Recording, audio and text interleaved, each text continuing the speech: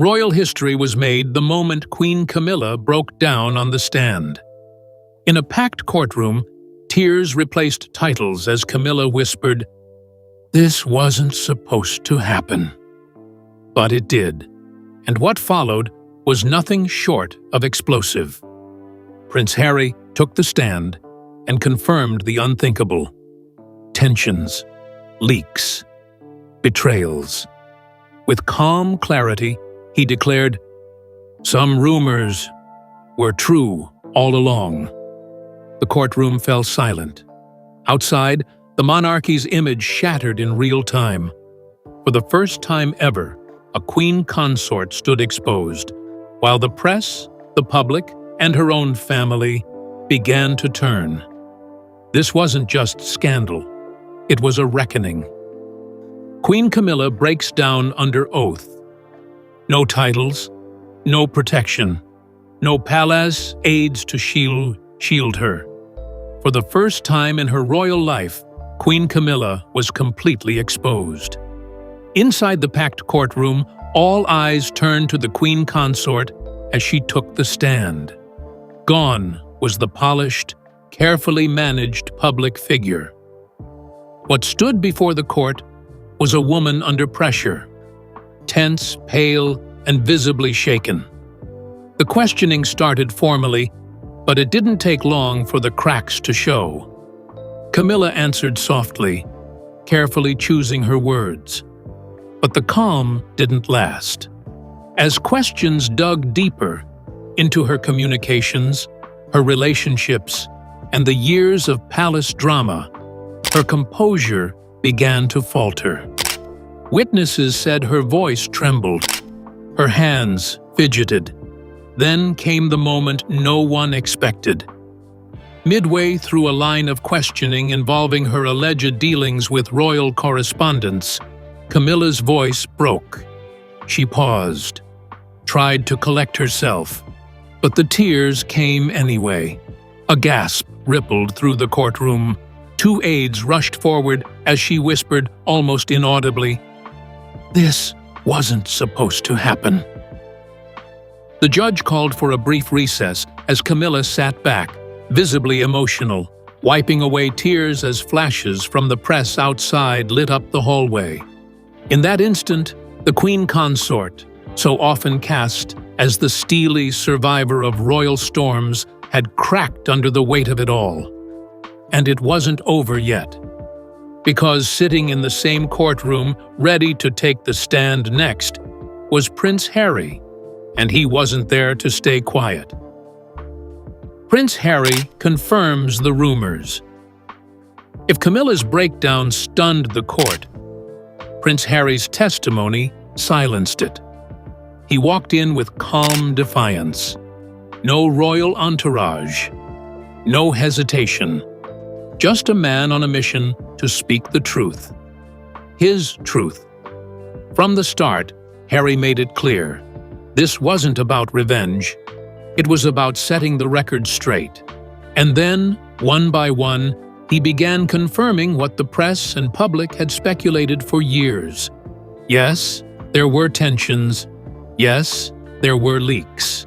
And yes, some of those rumors involving Queen Camilla were absolutely true. He stopped short of saying her name directly. But the courtroom understood. So did she. "Some of the most painful stories about me and my wife," he said slowly, "came from people inside the palace. People who should have protected us." Then, after a long pause, he added, "Some of those rumors were true all along." The room fell into complete silence. One reporter described the moment as electric. Camilla, watching from the side, reportedly turned pale.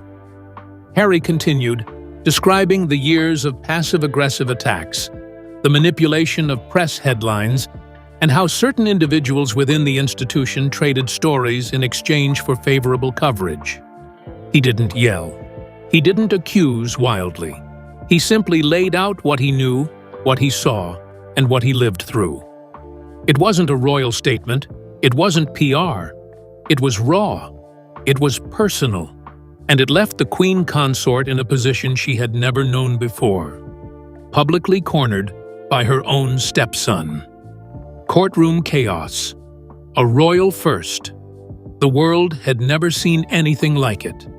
A reigning Queen Consort under legal scrutiny. A royal son on the stand confirming private palace betrayals. And a courtroom so packed, even journalists struggled to find space. It was history, messy, dramatic, and impossible to ignore. As cameras flashed outside and reports went live by the second, the weight of what was happening inside hit with full force. This wasn't just a scandal. It was a reckoning. Headlines began appearing in real time. The Crown on trial. Camilla's tears. Harry's truth. Everything they tried to hide is now out in the open. Inside, the mood shifted sharply after Harry's testimony. Reporters said the tension was thick enough to touch. Lawyers exchanged glances. The gallery sat motionless, and Queen Camilla remained silent, her earlier breakdown still fresh in everyone's minds. But the chaos was just beginning. Security tightened. Protesters gathered outside. Social media exploded with hashtags. Camilla in court, Bigford Harry speaks, and even downfall. Of the Crown began trending globally. Commentators from London to LA weighed in, some shocked, others thrilled. It was more than a legal case now. It was a royal drama that had broken through the palace gates. Back inside, staff scrambled to manage optics. Lawyers huddled, court clerks whispered. The judge's face remained unreadable. What had once been whispers in gossip columns was now official testimony under oath. And no matter what verdict came, the monarchy's image would never be the same. Because for the first time in decades, the House of Windsor wasn't controlling the story. They were the story. The leaks that rocked the palace. By the time Prince Harry stepped down from the witness stand, the courtroom was already buzzing, but nothing could prepare anyone for what came next. The discussion shifted from rumors to direct accusations. Harry claimed that for years, palace insiders played a dangerous game, feeding the press stories in exchange for protection. But what made the room fall into stunned silence was the implication of who was involved. He didn't just point fingers. He described a system. He explained how selective leaks had protected certain senior royals while leaving others, mainly himself and Meghan, vulnerable to relentless media attacks. And then, carefully, almost surgically, he linked this behavior back to Queen Camilla. Harry described her as playing a quiet but dangerous game with tabloid editors. He said her team had built strategic relationships with royal correspondents, trading small, personal stories for more favorable press. And then came the moment that changed everything. They needed a villain, Harry said, steady and emotionless, and Meghan became the easiest target. That sentence echoed in the room. There was no shouting, no dramatics, just a cold, painful truth. Camilla, seated a few feet away, didn't respond. She didn't deny. She didn't shake her head. She just sat still. The silence after Harry's words said more than any royal statement ever could. The Queen Consort, once seen as the master of media redemption, was now at the center of the very media manipulation Harry had sworn to expose. And for the first time, it wasn't speculation, it was evidence. Camilla's private notes revealed, just when the courtroom seemed to be settling, the next wave hit even harder. As part of the submitted evidence, a series of handwritten notes were introduced. Notes written by Queen Camilla herself. Gasps echoed through the room before a single word was even read. These weren't official memos or typed-up agendas. These were personal reflections, raw, emotional, and never meant to see daylight. One passage, reportedly written during the early days of Harry and Meghan's media battles, read, "They act royal but won't play the game." Another chilling line, directed toward Harry, stated, "He's on a path of self-destruction and dragging the crown with him." The courtroom was frozen. Reporters scribbled notes furiously. Some members of the gallery whispered audibly. The judge asked for quiet, but the atmosphere had already shifted. The notes painted a portrait of Camilla not as a victim of press games, but as someone deeply involved and growing increasingly frustrated by the Sussexes' refusal to fall in line. Camilla didn't object to the evidence. She didn't deny the handwriting. She just stared down at the table in front of her, shoulders tense. What made the moment more explosive was how human and damning the words were. They weren't political. They weren't polished. They were personal judgments about her stepson and his wife. And once they became part of official court records, they couldn't be taken back. Charles caught in the middle. The courtroom had become a theater of royal collapse, and King Charles was nowhere to be seen. He was never scheduled to appear, but his absence spoke volumes. Cameras caught his quiet retreat to Sandringham the night before Camilla's testimony. No public words, no formal statement. But inside palace corridors, aides confirmed what many suspected. Charles was watching. Every moment, every line, every tear, and what he saw left him shaken. Sources close to the monarch said he barely spoke as Camilla broke down on the stand. His jaw clenched, his hands folded tightly in front of him. For a man who has spent decades defending the woman he loves, this moment felt like a nightmare unraveling in slow motion. Camilla had always been Charles's safe place, his confidant, his protector. In a world where duty often drowned emotion, she gave him both loyalty and strategy.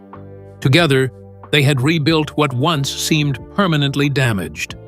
But now, that loyalty was costing him, and the crown.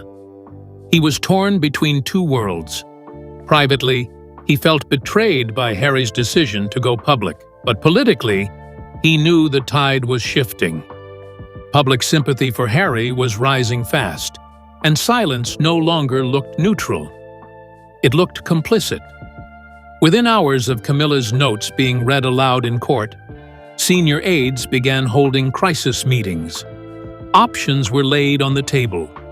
Some wanted Charles to issue a soft show of support for Harry, a gesture of unity before public faith slipped too far. Others pushed for a total clampdown. Say nothing, ride it out, focus on the institution. But Charles didn't respond. One aide said, "He's not just weighing a decision. He's living a personal crisis in real time." His wife was breaking. His son was accusing. And the kingdom he fought so hard to lead was now watching him freeze in place.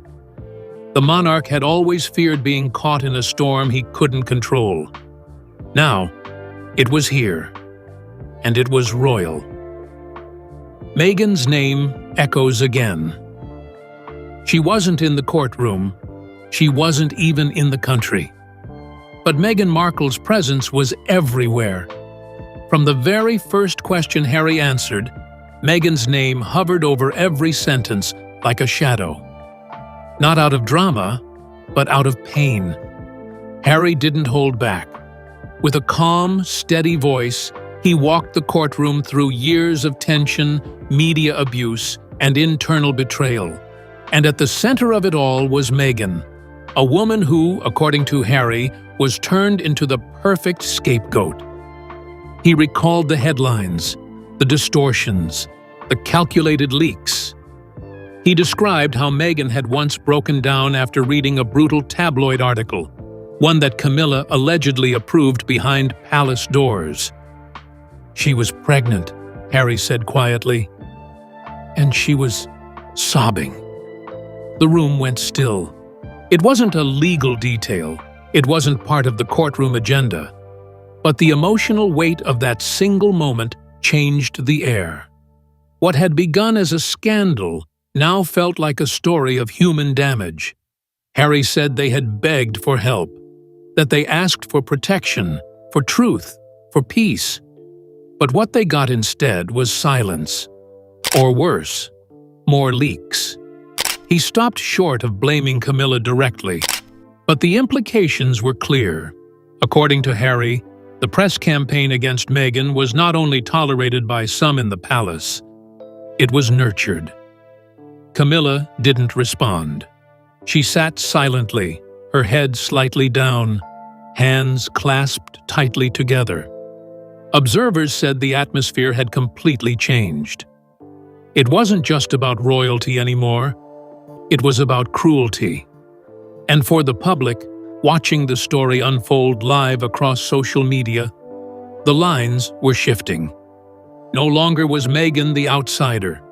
She was now the woman crying in a hallway while pregnant, as people who should have protected her looked away.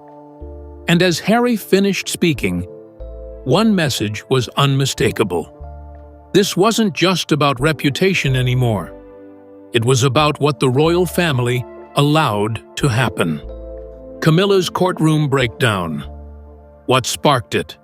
By late afternoon, tension in the courtroom had reached a boiling point. But no one expected the Queen Consort to completely break down again. It began with a single message, an old exchange between Camilla and a senior tabloid editor, submitted as part of new evidence. The judge allowed it to be read aloud. As the words echoed through the room, Camilla whispered, "Enough!" At first, no one noticed, but then her hands began to tremble. Her breathing grew uneven. Her face, already pale, went visibly red. And when the second message was read, a blunt admission of media collaboration, her voice cracked. "I can't," she reportedly said, almost inaudibly. Tears welled in her eyes as aides leaned in, trying to calm her. But it was too late.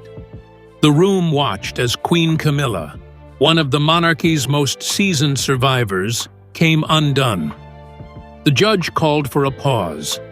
Reporters filed out to update headlines. Royal commentators whispered to networks. And outside, cameras captured the chaos through bulletproof windows. Inside, Camilla wiped her face. She didn't speak again. She didn't deny the messages. She didn't argue. She simply sat still, exhausted, exposed, and unraveling in public. It was more than a breakdown. It was the moment everything shifted. For years, Camilla had quietly rebuilt her image, from scandalous mistress to queen consort. She had outlasted public hatred, won over royal loyalists, and stood beside the king as an unshakable presence. But now, all of that was slipping. And it happened not in a palace, but in a courtroom, under oath, with the world watching. Royal family silent, but watching closely. As chaos unfolded in court, the rest of the royal family remained publicly silent. But privately, they were watching every second. Prince William, according to palace insiders, was livid. He wasn't in court, but he didn't need to be. Reports say he had a direct feed of the proceedings and had been texting aides throughout. He viewed Harry's testimony as a betrayal, but his concern was less about loyalty and more about damage. Kate, ever the strategist, took a different tone. Sources say she urged William to create distance between their household and the scandal. Her focus was clear: protect the Wales name, shield the children, and avoid becoming collateral. Inside palace walls, Whispers flew from room to room. Some staff believed this could signal the end of Camilla's public role. Others feared it was only the beginning of a deeper royal unraveling. One advisor reportedly said, "The cracks aren't forming. They've already formed." Yet, despite the urgency, not a single statement had been released. No press briefings, no royal clarifications, just silence. But silence, in moments like this, says everything. Because while the monarchy may still be standing on paper, inside those gilded walls, trust has shattered once again. Public reaction, sympathy for Harry, shock at Camilla. As the courtroom testimonies played out, the public responded in real time, and the reaction was staggering. Social media lit up within minutes of Harry's quiet, devastating revelations. Hashtags like #Justice for Meghan and #we Believe Harry began trending across multiple countries. Influencers, journalists, and everyday users alike flooded timelines with support. Many reposting one specific quote: "She was pregnant and she was sobbing." That moment shifted everything. What had once been viewed as a royal feud suddenly looked more like emotional warfare, with Harry and Meghan cast as the wounded, and Camilla painted as the orchestrator in the shadows. Public opinion turned fast. Polls taken just hours after Camilla's courtroom breakdown showed a dramatic drop in approval ratings for the Queen Consort, the steepest decline since she joined the royal fold. Meanwhile, Harry's numbers surged, particularly among younger generations, who saw him not as a traitor to the crown, but as a truth-teller exposing what others were too afraid to say. On talk shows, panelists debated whether this was the beginning of the end for Camilla's public life. On TikTok, users edited clips of Meghan's tearful past interviews alongside Harry's testimony, turning pain into viral proof. Even international press weighed in.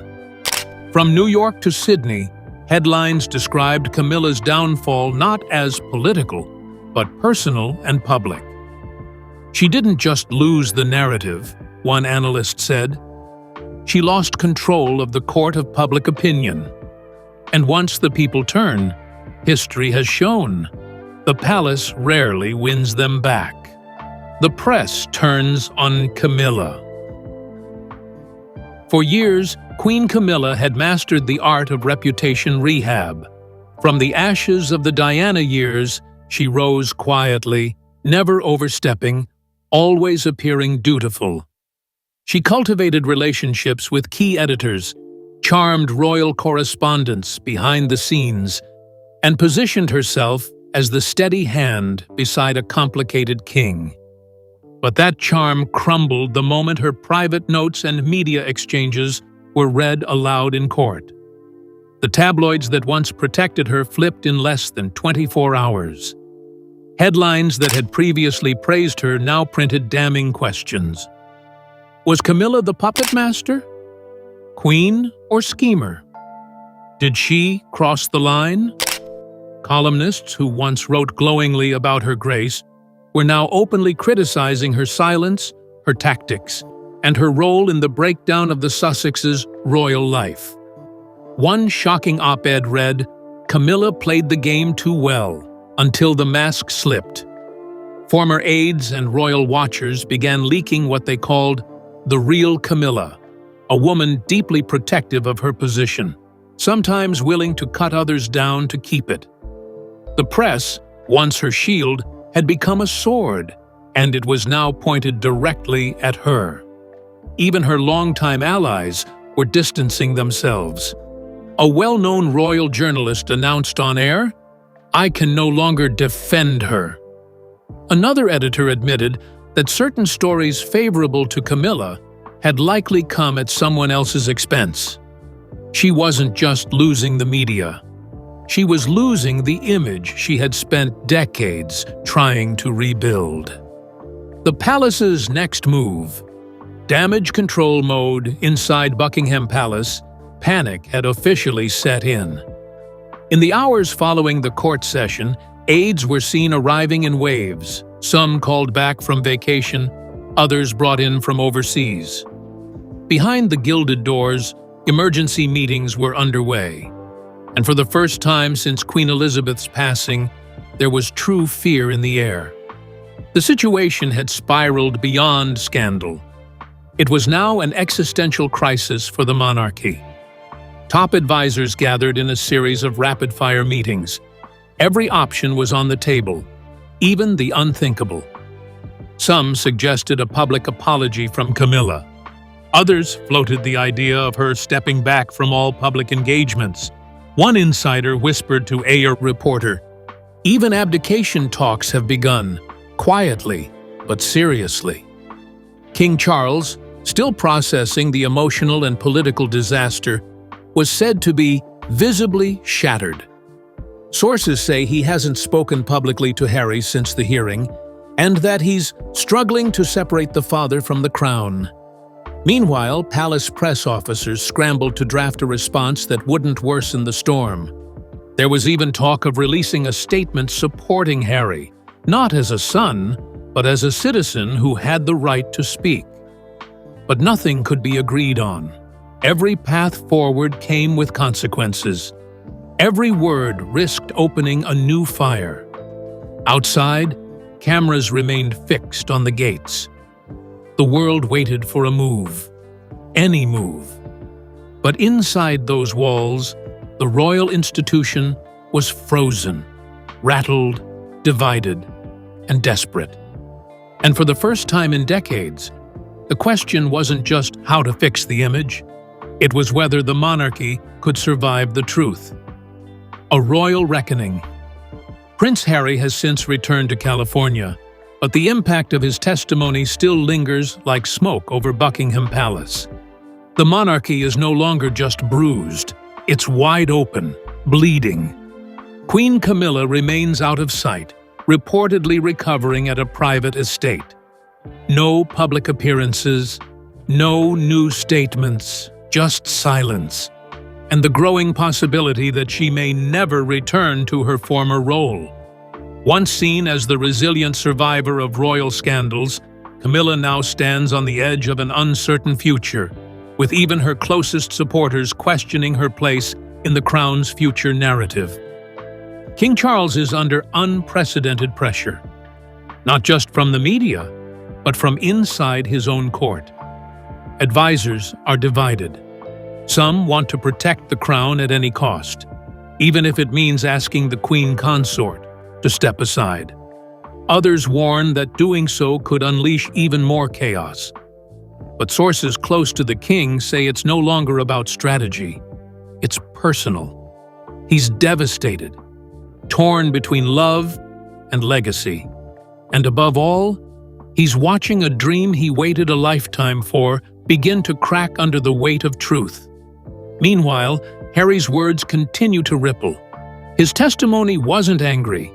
It was clear, controlled, and cutting. And because of that, it stuck.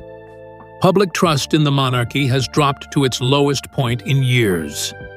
Even loyal subjects are now asking the question, if everything Harry said was true, what else have we been told to believe?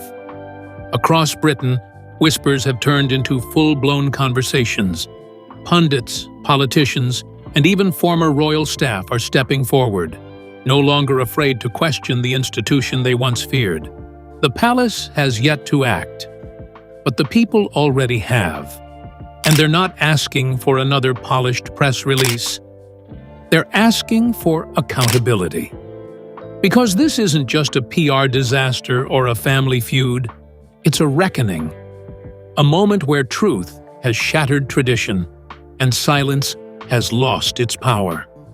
The crown may still sit atop King Charles's head, but for the first time in modern royal history, the people are watching to see if it still means anything at all. As the dust settles, the monarchy stands bruised and breathless. Camilla remains out of sight. Harry has spoken. And the crown faces a wave it never saw coming. This wasn't just about courtroom testimony. It was about truth finally colliding with tradition. And now nothing inside the palace will ever be the same again.